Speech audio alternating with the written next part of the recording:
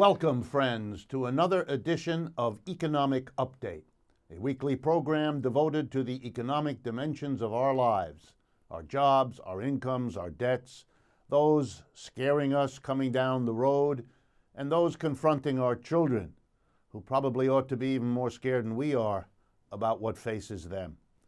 I'm your host, Richard Wolff. I've been a professor of economics all my adult life, and I currently teach at the New School University in New York City.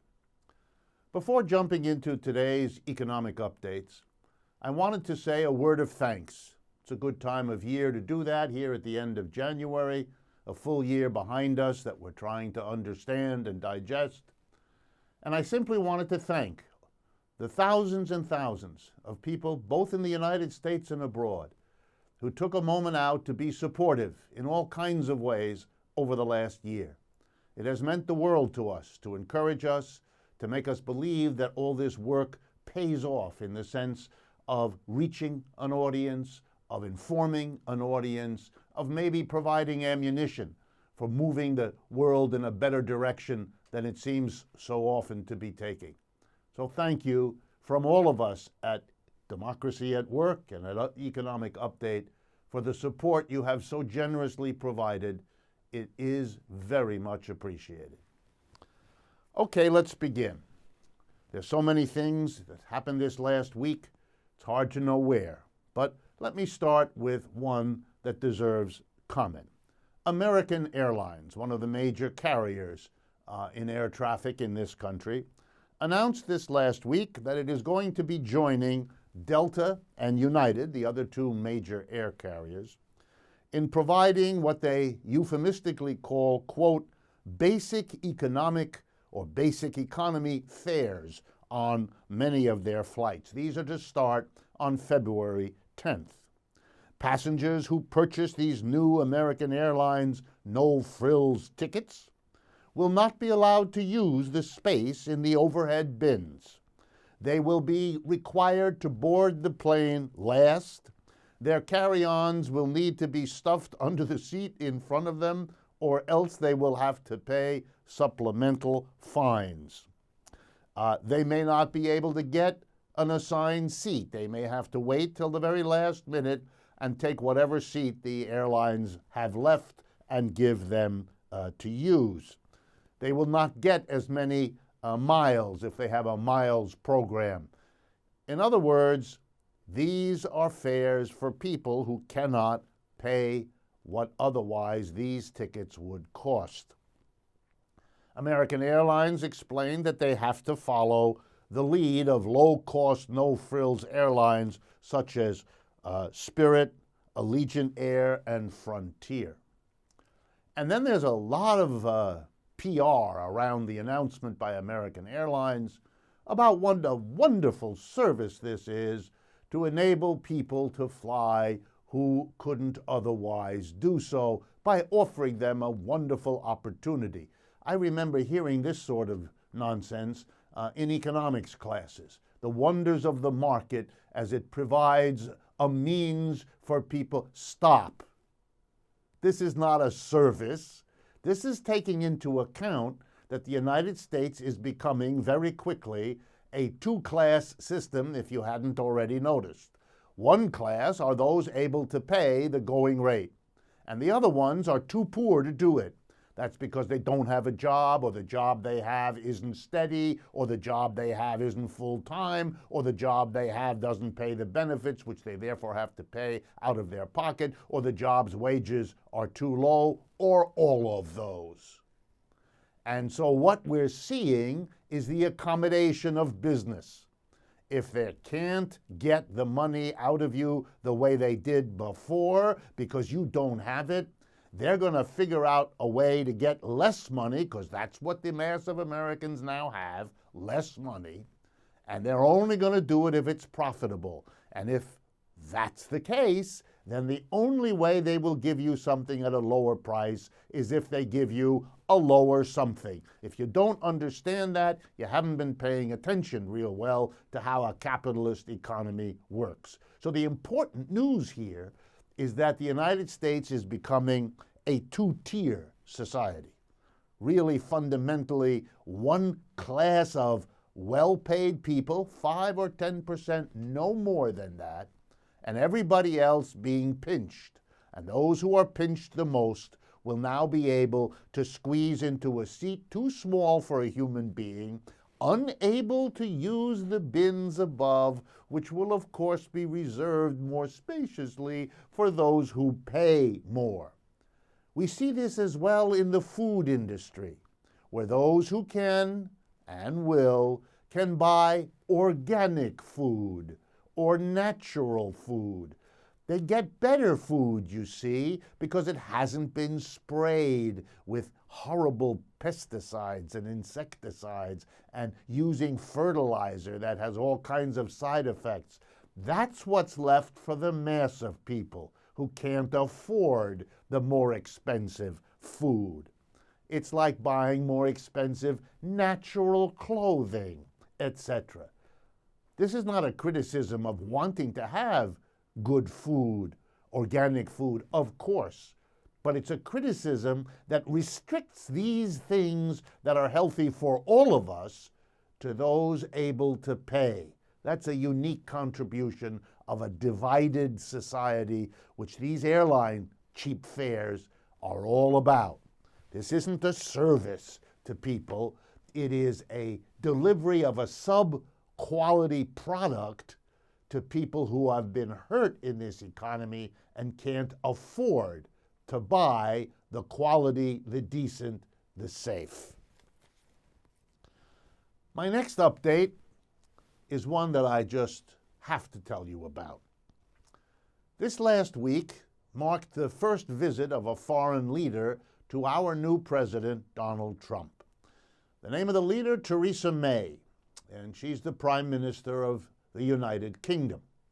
And she's here because her economy is falling apart. A year ago or so, the people in Britain voted to leave the European Union. This has all kinds of consequences because the British economy depends on its economic relationships with the rest of Europe as much as it depends on anything. And they weren't prepared for this. The Conservative government didn't think it would happen. The Conservative government was overruled by the British people, and there's been real trouble ever since. The value of the British pound fell. The prospects for the British economy are grim in many dimensions. So she's here trying to figure out what she can get for saving Britain from a new president.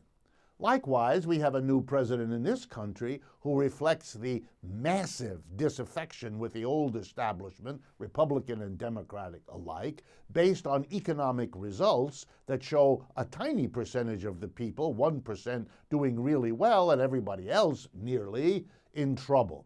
So we have two economic basket cases, more or less, getting together their two leaders. So you have to really be amazed. It kind of takes your breath away to hear the press release coming out of these two governments about their meeting.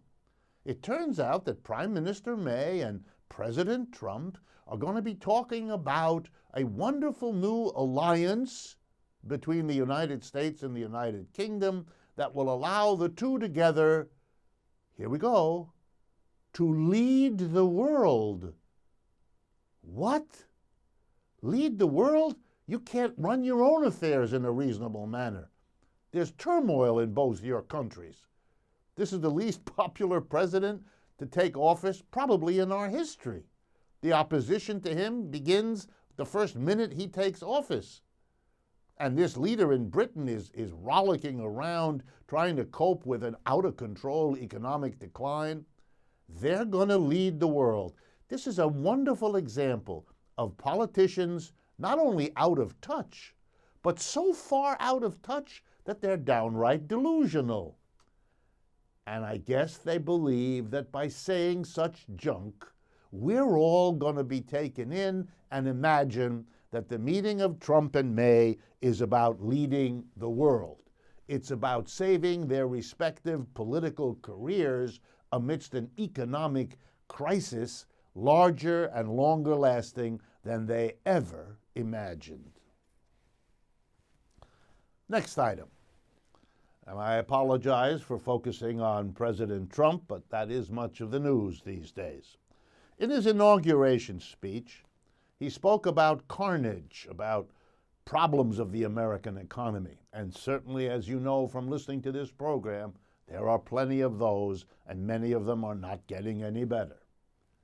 And then he did a classic move done by leading politicians in capitalist economies for many years. He blamed not the economic system, not the way we organize production with profit-driven employers manipulating the mass of people as workers. No. Not a word about that's not a problem, of course. What is the problem? Foreigners. You see, foreigners are taking our jobs. And a small clique in Washington, he adds that. That's always good. Some bad politicians, and we can take care of those by replacing them with Donald Trump, don't you know? And we can be harsher with our foreign trading partners, and that'll whack the foreigner, and that will make everything better. The problem is foreigners and a small clique in Washington, and Donald Trump is taking care of both of them. This notion that a few politicians are the problem or that foreigners are the problem, that's called scapegoating. That's called running away from the problem of your own system, being unwilling to look at it for clues and signs of what's going wrong and what needs to be fixed or changed or gone beyond. He should know better. Clearly, he doesn't. Speaking of not knowing better, let's go to the other side of the ledger. The Bureau of Labor Statistics this last week announced the results for labor union membership in the United States. And it turns out in the year 2016 just ended, the percentage of Americans who are in the labor force and who are represented by or members of a union fell yet again, from 11.1% for 2015 to 10.7% in 2016. 2016 was a year in which millions more people in America entered the labor force. But at the same time that our labor force grew, 250,000 people who had been in unions in 2015 weren't anymore in unions in 2016. 9 out of 10 workers in the United States are not in a union and are not represented by a union. Here is another system, the labor management system, you can call it, the labor organization system, that isn't working for working people. The major institution that fought for their interests in this capitalist economy, for decent wages, working conditions, and all the rest, have been shrinking uninterruptedly for half a century. This is a situation that ought to make all of those who work in labor unions, who support labor unions, turn inward. You can't just blame the corporate sector, although Lord knows it deserves some. And you can't just blame the politicians, although Lord knows they deserve some blame too. You also have to look at yourself, your own policies, your own organizations, your own priorities, and interrogate them as to how and what you ought to do differently if this catastrophe does not to continue. And why do I call it a catastrophe?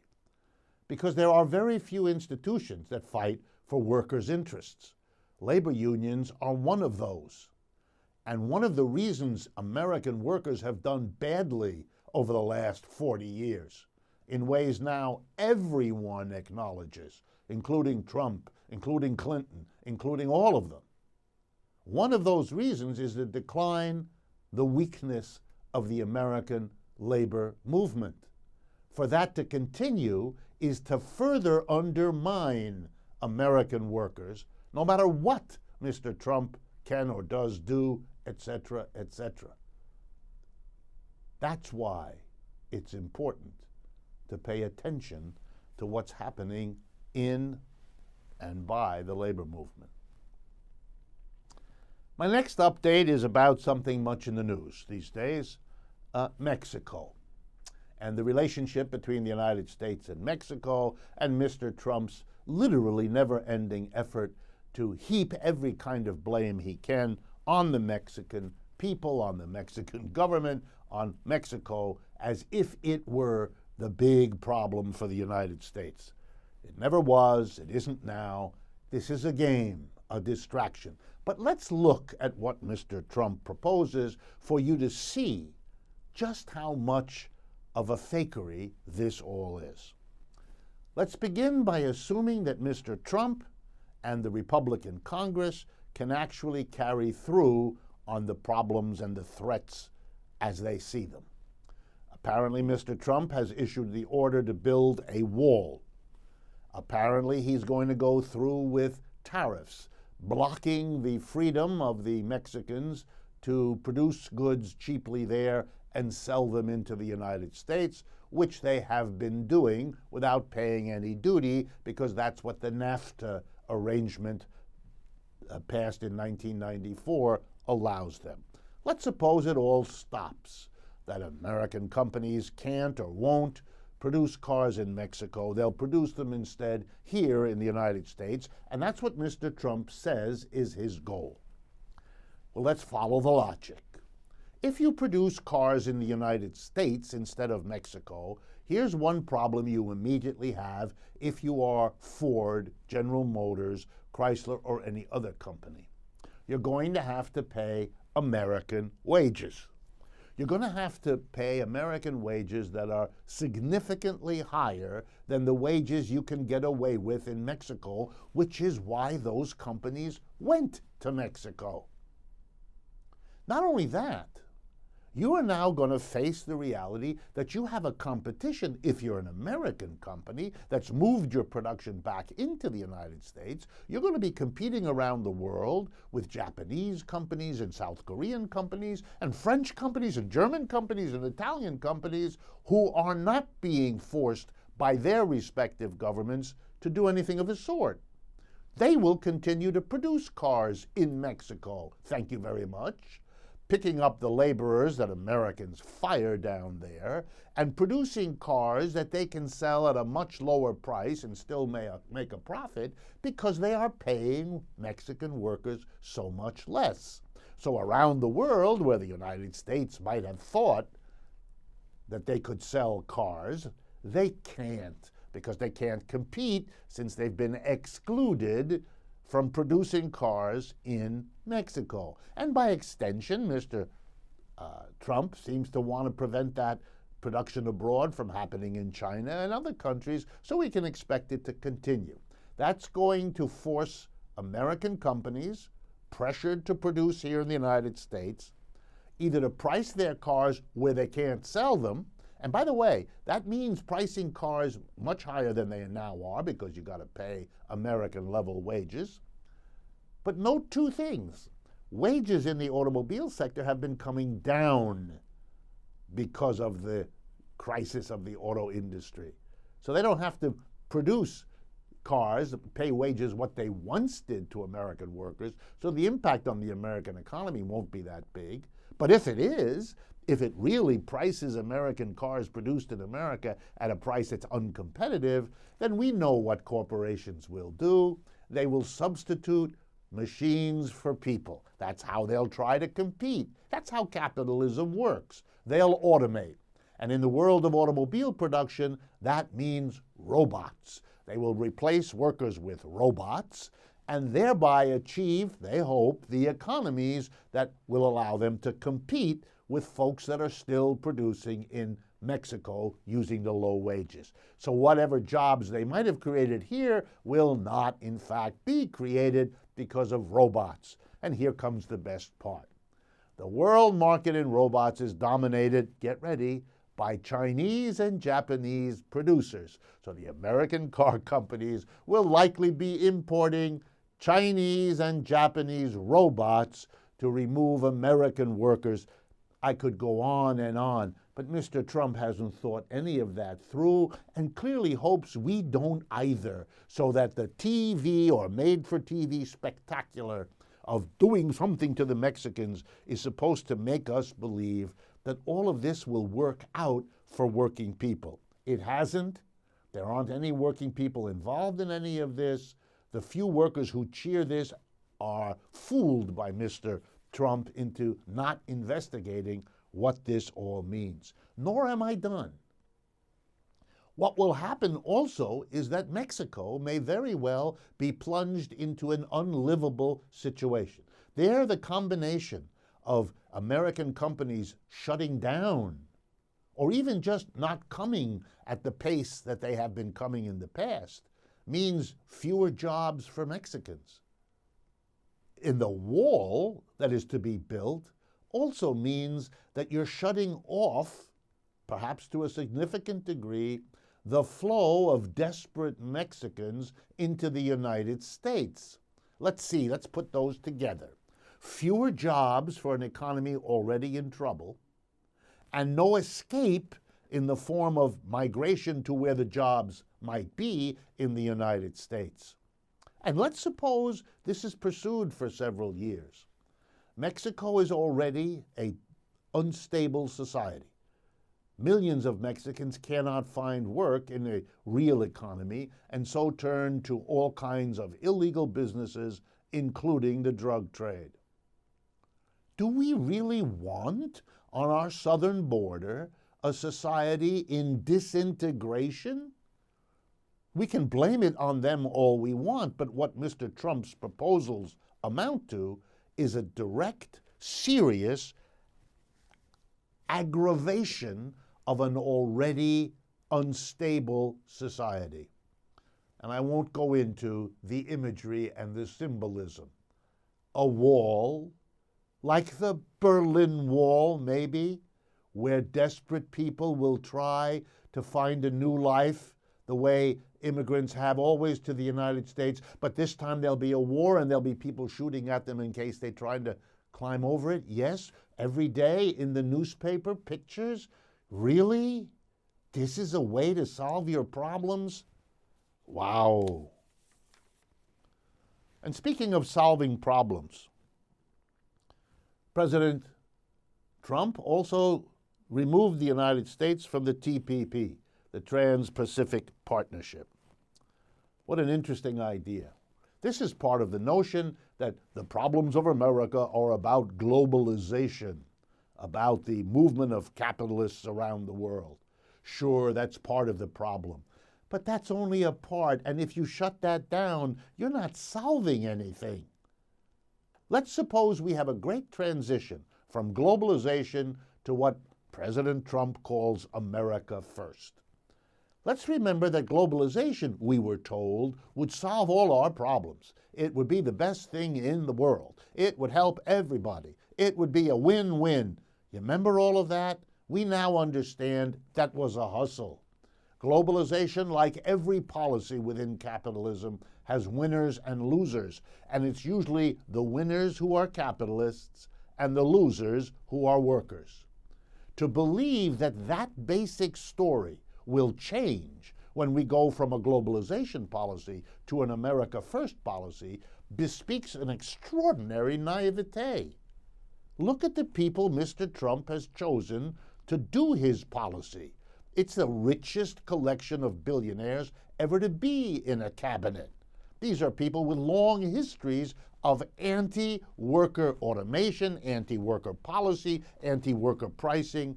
What are we doing? Expecting them suddenly to change their colors? Folks, get real. This is a fight among capitalists. Some benefit by globalization a bit more than others. Some benefit by America First a bit more than others. Mr. Trump represents a group who want to go to America First. He's made a lot of common cause with people who say they don't even agree with that. They'll fight it out. And the only thing we know for sure is that the working classes who were shafted in the one system are scheduled to get the same treatment in the other. These are struggles that working people do not belong in worrying about. Our problem is a system that tends to screw the mass of workers. no matter what the governing government's policy is. What you can be sure is they cannot and will not fundamentally frustrate the capitalist class, because that's what put them in power. They can and will support that class, pander to that class, and if that costs the mass of working people, then so be it. That's been the policy of every other political cabal at the top of the system. There is absolutely no reason, looking at the folks gathered around Mr. Trump, to imagine it'll go any other way. Last, the update that we have time for. A new study of colleges across the United States that comes out of something called the Equality of Opportunity Project, and led by people around Professors Saez and Piketty, whose work on income inequality I quote quite often. This new report, issued last week, comes up with an interesting piece of information. The elite colleges in the United States, those that have the highest standards and those are the most selective, it turns out, this shouldn't surprise you, but maybe it will, they discriminate tremendously. They take an overwhelming portion of their students from the richest families in the United States, and they take precious few from the majority, the bottom two-thirds. Let me give you just the numbers for Harvard. That's a school I went to, so I pay close attention to it. Here's the results for Harvard. Over two-thirds, actually over 70% of students at Harvard came from the top 20% of families in the United States. By contrast, the bottom, the poorest 20%, you know how many of them are in Harvard? 3% of Harvard students come from the bottom fifth. If you're not in the top fifth, you're not going to get even 1/3 of the students at Harvard. And it was typically the same in all of the other elite schools. Bottom line, American higher education, privately, is for the rich. And publicly, here's one last statistic for you. Working class schools, the state schools of the United States, saw in the 2008-2016 period, the last 8 years, a cut in the amount of money spent, from 56% cut in Arizona, 54%, staggering numbers in per student support in the public higher education. For the average in the United States, minus 18%. You got it. For the richest, the best education. For everybody else, less and less. That's why American Airlines is giving us no-frills tickets, friends. We've come to the end of the first half of this program. Please stay with me. We will be right back.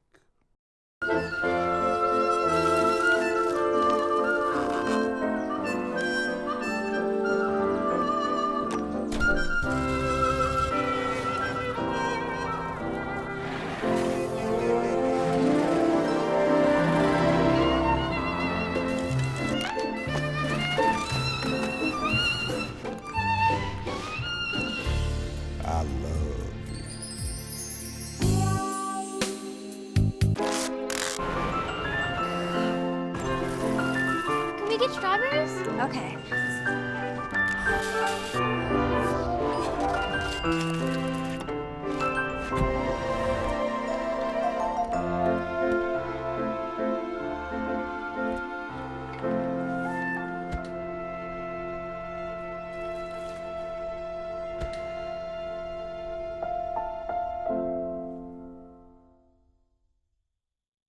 You sure you don't want some? It's chamomile. Listen, you are extremely terrifying. Just the scariest undead subhuman thing on TV, and I really mean that. But I am worried that you could give my kids nightmares if they see you, so I'm gonna have to block you. So that's it. Oh, and tell the zombies they're blocked too. Welcome back, friends, to the second half of this program of Economic Update, our last program in the month of January 2017. I want to speak with you today about a couple of larger topics that need a bit more time to develop the point. And here I'm responding to really a large number of inquiries that have come from you, emails, letters, about topics that you want addressed and that I have prepared segments to respond to. The first has to do with a very basic question. Everybody nowadays is using this term capitalism as if we all understand it in the same way, define it in the same way, when the reality is we don't do that at all. Let me give you a couple of examples. Does capitalism mean a market economy? Does capitalism mean private enterprise? Well, if you read most American newspapers, and indeed many from around the world, you would get the idea that perhaps the most basic definition is that capitalism is about private property and markets, and that the only alternative to that is socialism of some sort, by which we are to understand public property and planning. In other words, an economy can either have private ownership, that is, private individuals own and operate enterprises, factories, stores, and offices, or the government does. Private enterprise, public enterprise. And likewise, we can believe that an economy either distributes resources and products in the market by people, individual private people and companies buying and selling to one another, or the government could plan it and distribute it by act of government, and there wouldn't be buying and selling. This is what we are told. Capitalism is private property and markets, and other systems are those who don't have private property and markets. I want to argue against that. I want to show you why that's not a reasonable way to explain what capitalism is, nor to differentiate it from other systems. So let me begin. First, did other systems have private property? And the answer is, of course they did. Let me give you some examples. In slave economies, was there private property? Did private people own slaves? And the answer is, yes, there are countless examples of private ownership of slaves. In those economies, did private individuals get to own factories where slaves worked, or land where slaves worked? And the answer is an unambiguous yes. So there was private property even when the relationships in production were those of master and slave, which are completely different from capitalism, which has mostly outlawed master-slave relationships, made them illegal as well as virtually absent. So private property can't be what's distinctive about capitalism. And let me turn to feudal societies, the kind of system that existed in Europe, say, from 500 to 1500 AD, a long time, often called the Middle Ages or the medieval time. For much of that time, in much of Europe, for example, the economy consisted of manors, of areas of land in which the dominant influence was that of people called lords, who controlled the work of people called serfs. Now, they didn't own the serfs. That would have made it slavery. But they had a relationship in which the serf owed them allegiance, loyalty, and labor. They protected the serfs from other lords who might have wanted those people to be their serfs. There was a serf-lord relationship, but often the land presided over by the lord was his private property again. So we had private property in feudalism. So it's just not true that this is the distinctive quality of capitalism. Not only that, we can go forward, look at the Soviet Union, a socialist society, at least most people called it that for most of the 20th century, and it always had large portions of its land owned privately by Soviet farmers. Yes, they had some collective farms and some state farms that were owned publicly, but the notion that they never had private property is simply not true. In fact, the revolution of 1917 in Russia distributed land as private property to the vast mass of Soviet rural people. So the notion that socialism can't have private property, that's not true either. And now let's turn to markets. Are they distinctive for capitalism? No. We know that markets existed in slavery. You know how we know it? Because there were slave markets all over the place. Last year, I was very kindly invited by the University of Kentucky in Lexington to go down there and give some talks at the university, which I did. And while I was down there, they took me around Lexington and showed me the old slave quarters and the old slave market, which is a major historical visiting place in Lexington that the community is proud of having kept there as a memorial. And I was much moved by it. But it clearly shows that there were markets in slavery. And in case you don't know, the major product of American slavery, cotton, was sold in markets all over the world. So the presence of markets, of distributing goods and services by means of a market, existed in slavery. It's not unique or special to capitalism. And the same is true in feudal Europe. Feudal manors bought and sold things. And the same was true in the Soviet Union. They had markets all over the place where people bought and sold all manner of things. So presence or absence of market, presence or absence of private property isn't what makes something capitalism. Well, what is it then? It's the relationship between people as they go about producing and distributing goods and services. We call a system slave if the basic relationship is that of master to slave, where the master owns the slave. That's a slave system because of the relation of the different groups in production and distribution. In feudalism, it's the relationship between lord and serf, which isn't slavery because the lord doesn't own the serf. The serf has religious and legal obligations to the lord, swears a kind of loyalty to the lord, and the lord swears it to them, and that locks them in a certain relationship, and we call that feudalism.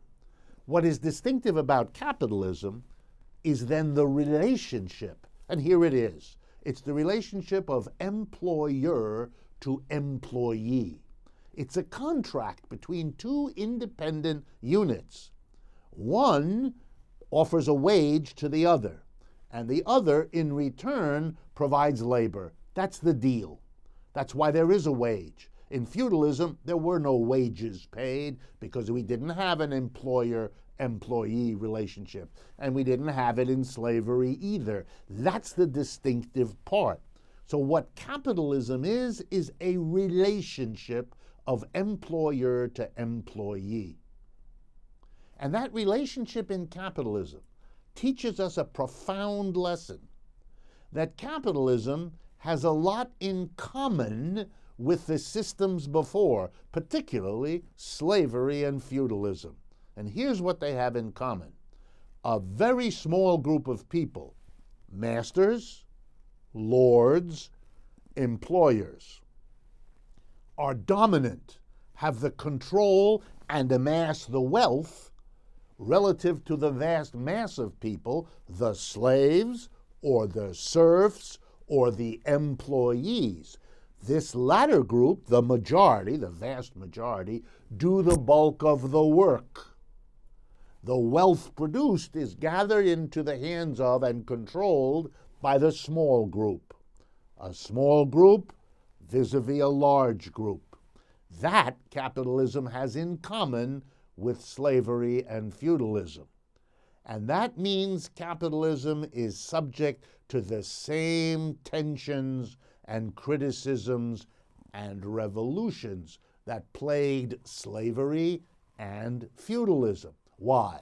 Because sooner or later, when things go bad, the mass of people figure out that they're locked into a system where they get the short end of the stick. They are the majority, but the wealth they produce goes to somebody else. They are the majority, but the power is in the hands of somebody else. And they figure out that rather than begging as slaves that the master treat them better, or begging as serfs that the Lord treat them better, or begging as employees that the employer treat them better, what they ought to do, maybe, is change the very system. So slaves got the idea, we want our freedom.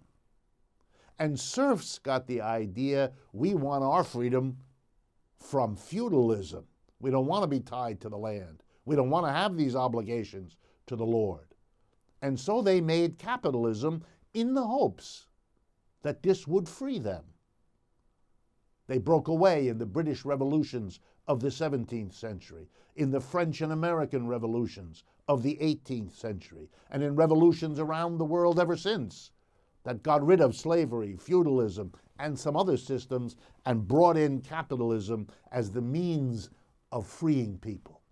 And then there was, sooner or later, everywhere, a recognition that this strategy didn't work, that capitalism wasn't freedom, that capitalism didn't fundamentally change the situation of a few people with the wealth and power and everybody else without. It just changed the rules for that system. It replaced master-slave, lord-serf with employer-employee, so that what remained, if you were going to achieve the freedom that people in all those systems sooner or later felt, was a system that didn't organize production that way, that didn't divide the people who participate in producing and distributing goods and services into a minority with the wealth and power and a majority who do the work. And the only way to do that is to democratize the enterprise, whether it's a farm or a factory, a store or an office, to make it such that we don't have order givers, order takers, that everybody is a part of a community that together divides the work. And if somebody has to be for a while in the position of order giver and others order takers, we rotate that. So you're an order giver for a while and you're an order taker for a while, so you don't get locked into either one, so we don't reproduce the lord versus the serf, the master versus the slave, and the employer versus the employee. That's what a socialized or a democratized or a communalized workplace is all about. Capitalism exists so long as you don't question, you don't criticize, and you don't move beyond yet another small group power, mass of workers situation. Capitalism didn't change that. It just gave it a new form. It went from master-slave, lord-serf, to employer-employee. And you can have private property with all of them, and you can have markets with all of them, because that's not what's crucial. What's crucial is the relationship among people as they go about producing the goods and services without which we cannot live. This is an important matter, because if you want to solve the problems of capitalism, especially now that it is working so badly for such a large majority of people, we're at the edge of the recognition by people that the problem is the system, not this or that politician, not this or that law or regulation, or this or that trade treaty, or any of the other diversions, deflections, distractions. The problem is the system. People in slavery eventually figured it out and went beyond that. People in feudalism eventually figured it out and went beyond it. And people in capitalism are in the process of figuring out ... Let me turn to the next major topic for today that you've asked me about. The question of jobs. Some of you have said to me, well, isn't it good that President Trump is fixated on getting more jobs for Americans and putting them back to work and all of that. And isn't it therefore even worthwhile listening to him when he justifies restarting those pipelines in the Midwest that so many have protested against, and uses as one of the justifications for doing this environmentally disastrous thing, this thing that abuses our long, sad history with indigenous Americans and so on. He justifies it by saying it will create jobs. This is something that has to be confronted in a direct way. Are we supposed to listen to presidents and other politicians telling us that the only way we can get jobs for Americans is to pander to one or another capitalist? Because that's really what we're being told. We're being told we have to pander to the pipeline companies that want to make a fortune off of building those pipelines because that's a way to get jobs. We have to go with Mr. Trump to destroy Mexico and all that the Mexican workers need and want because that will help us have jobs. We have to, you get the picture. We justify things in the United States by saying it'll get jobs. President Obama did the same thing. In the crisis years of 2009 and 10, at the beginning of his presidency, he pushed through the Congress a massive stimulus program. He gave huge amounts of money to all kinds of construction companies and other companies to invest in things paid for by government money. And when asked, well, why did you give it to those big companies, those rich politicians and bankers and so forth? Because the mass of people need it more. He explained, this will create jobs. He justified trickle-down economics, which is what he practiced, by saying it would eventually produce jobs. This is a peculiar logic, because if you want to produce jobs, if you're genuinely interested in jobs, there's a quick, easy, direct way to do that. And every politician knows it, but they want you not to think about it. How do we do it? Well, let me give you an example of an American president who did it. Franklin Roosevelt, in the depths of the Great Depression, looked around the United States, saw a basic problem of unemployment, and acted directly. Here's how he did it. He went to the richest Americans, the big corporations and the wealthy people. He taxed a good bit of money from them. He borrowed a good bit of money from them, and he used that to hire unemployed Americans to do all kinds of useful things.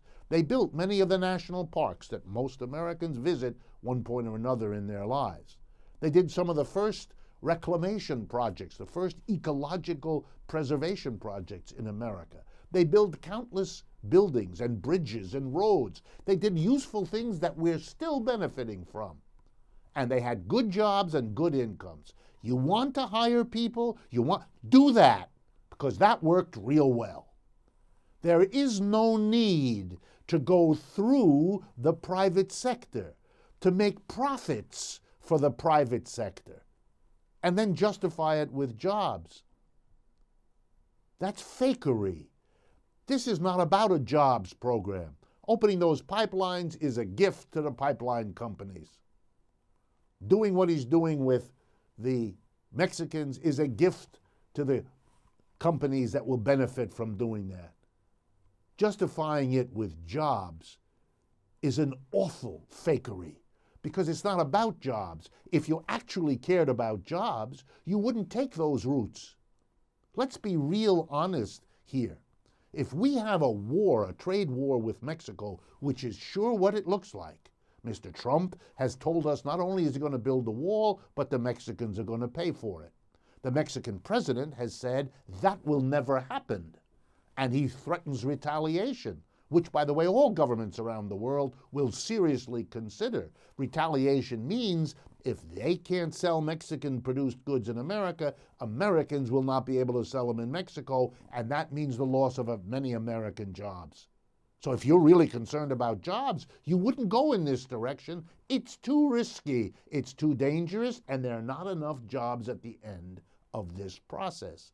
Why are you doing this? If you care about jobs, provide them. Follow what Roosevelt did. Do it that way. It's been done before in America. It worked before. And all of these indirect methods promise much poorer results if they even get those. We should not permit the ideology to govern us, that as if the only way to discuss providing work is whether we take this policy of confrontation with other countries, or we let the environment be destroyed, or what are we doing here? Drilling in the Arctic? We don't have to do that for jobs. That's a fake argument, and you shouldn't be fooled. And if you're wondering what would millions of Americans who got federal jobs do, let me give you a short list. We have major American cities that are wrecks. The housing stock is a wreck.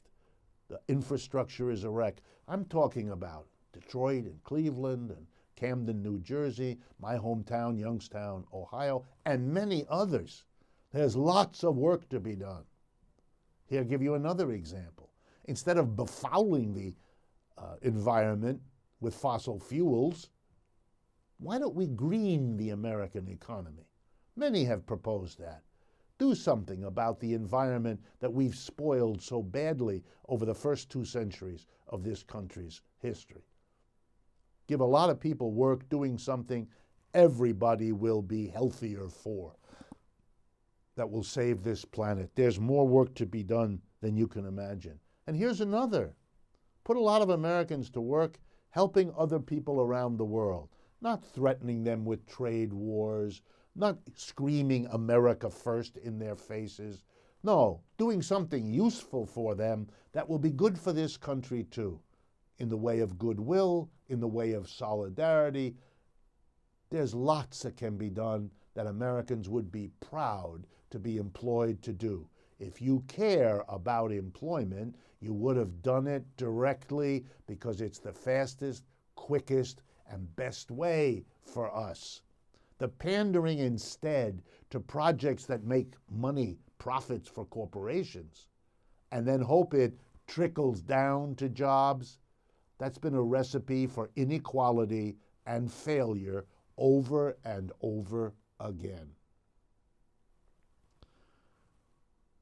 I was sad during the Obama administration, with all of that unemployment, that there never once was a massive march in Washington or anywhere else for jobs.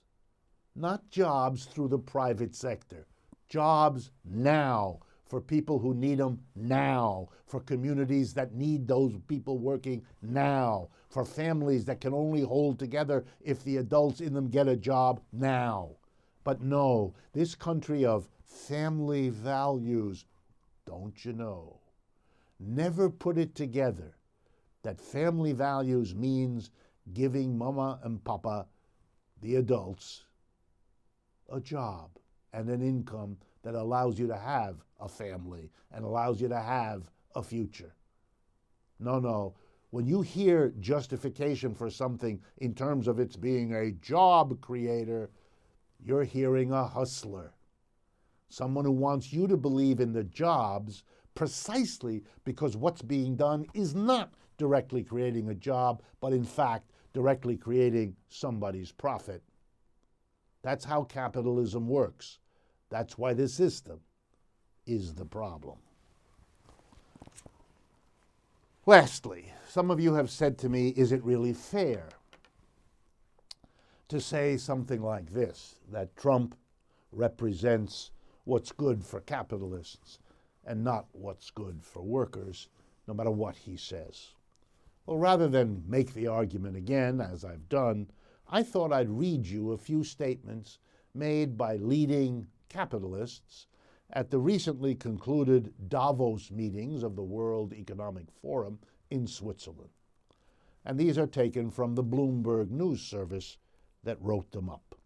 I picked 2 because I think they're wonderful. The first one comes from the CEO at J.P. Morgan Asset Management. J.P. Morgan, one of the largest banks in the world and in the United States.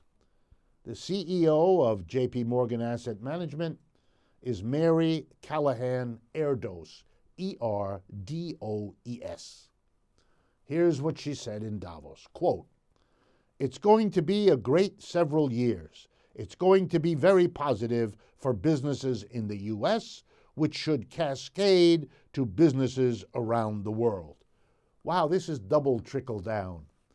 Trump is good for U.S. businesses, and that'll trickle down to other businesses. And then, although she doesn't care to say anything, it'll trickle down to everybody else. Mary Callahan Erdos is very happy about Trump. Next, Goldman Sachs, the biggest investment bank in the United States. The CEO there is named Lloyd Blankfein. And here's what he offered in an interview on Bloomberg television from Davos, Switzerland, where he was. Here we go. Quote, "If you look at the policies that Trump has committed himself to, they are quite stimulative and quite market supportive. If you look at spending on infrastructure, lower tax rate, and overlapping regulation, they are quite stimulative. Far more stimulative than what people were expecting had the Democrats won the election. I think we're going to open it up," Mr. Blankfein said. And final quote, "You can call it Dodd-Frank as amended." These are happy capitalists, and they should make you wonder. Before closing for today, let me remind you that we are supported by truthout.org, that remarkable independent source of news and analysis. They help us, they partner with us. Please do likewise. Make use of our websites, rdwolff with 2fs.com and democracyatwork.info. All one word, democracyatwork.info. That's the way to partner with us. Bring up me to your community. Bring this radio program to stations in your area. Send us emails. Follow us on Facebook, Twitter, and Instagram. Work with us. Spread the word. Make use of what we do here. That's why we do it. Thank you again for your interest, for your support, and I look forward to speaking with you again next week.